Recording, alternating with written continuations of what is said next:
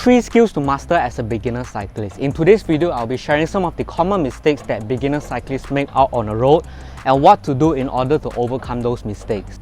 So the very first skill that I think all beginner cyclists should master is riding one-handed.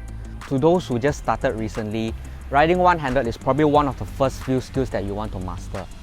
Now, riding one-handed really comes in useful when it comes to feeding on a bike. So drinking or eating, knowing how to ride one-handed will really save you a lot of time.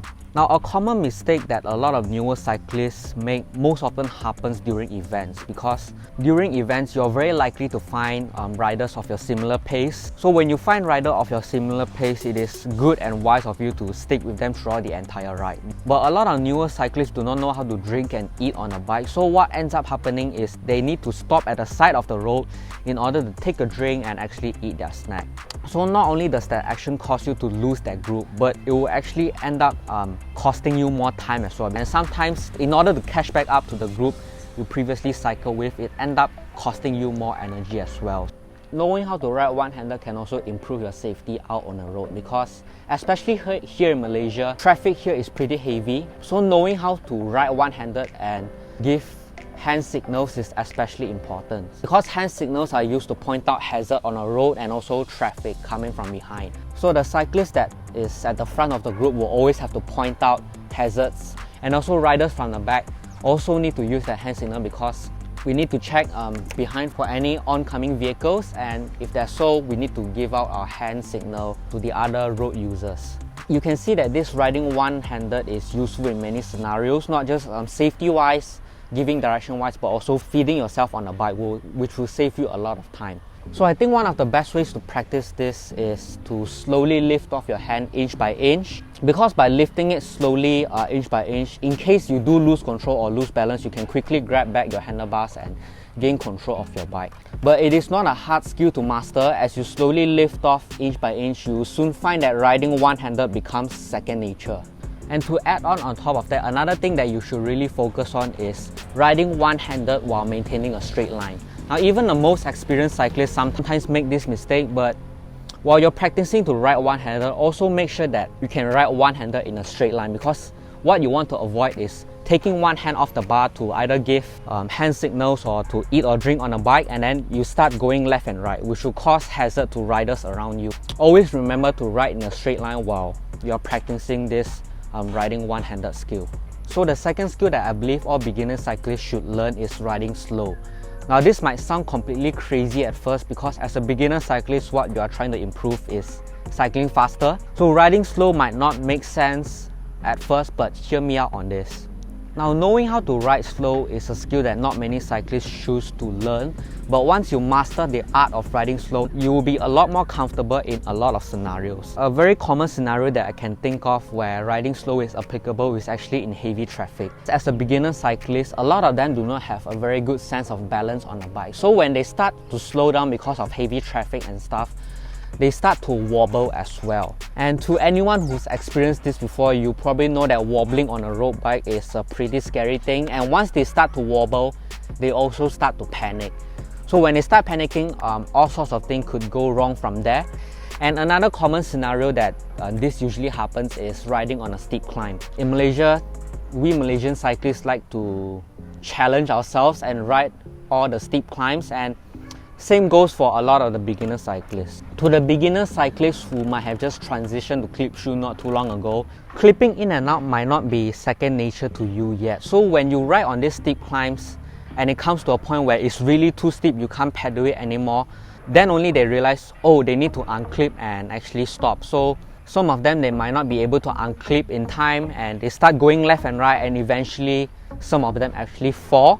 In these scenarios, knowing how to ride slow and being confident in that situation really is something that can improve the safety of other road users as well.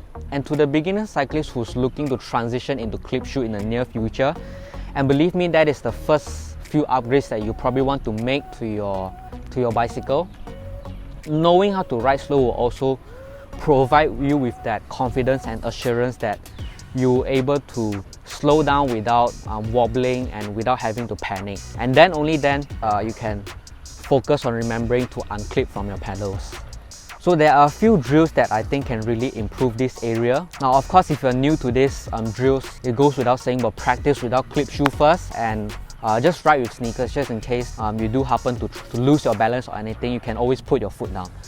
So the first drill is riding tight and slow corners. The second one is actually, you can call this an 8 loop, but it's where you ride between certain obstacles. And when doing the 8 loop, it is important to take note that when you are turning your handlebars right, always put your left foot down at 6 o'clock, because you want to avoid clipping your inside foot when you start turning right. So when you turn left, put your right foot down. So the third one is riding in a straight line. You can choose a white line that is at the side of the road and really aim to keep your tires within that white line. Now all 3 drills here are meant to be done slowly, because the slower you can go, the better you get at balancing your bike.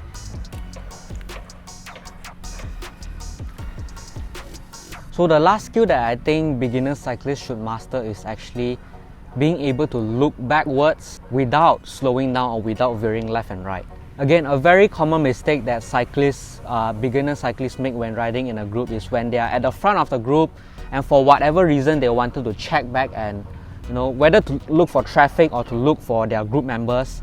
Some beginner cyclists, when they look backwards, they ended up veering left and right. And not only that, some of them actually do slow down when they start to look backwards. And this can have a dramatic effect for the riders behind, because not only do we have to protect our front wheel to avoid you bumping into us, but to the ones that actually slow down while they look backwards, we actually have to brake as well. And this effect really does amplify all the way to the last rider of the group. So the last rider more often than not has to grab a handful of brakes in order to avoid crashing into the rider in front.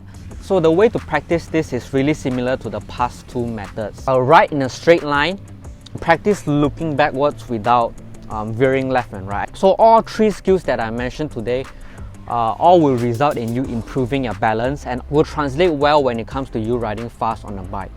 So don't look down on these 3 skills, because these 3 very small skills can have a dramatic effect on your cycling skill and your cycling ability. So that's really all I have to share for today's very short video. Again, share it with a friend who you think might be making one of these mistakes and tell them to practice these skills as well, because not only does it improve the safety of other road users, but it improves you as a cyclist as well. So remember to like, again share it with a friend, and subscribe to see more tips and tricks in this channel. And I'll see you in the next one.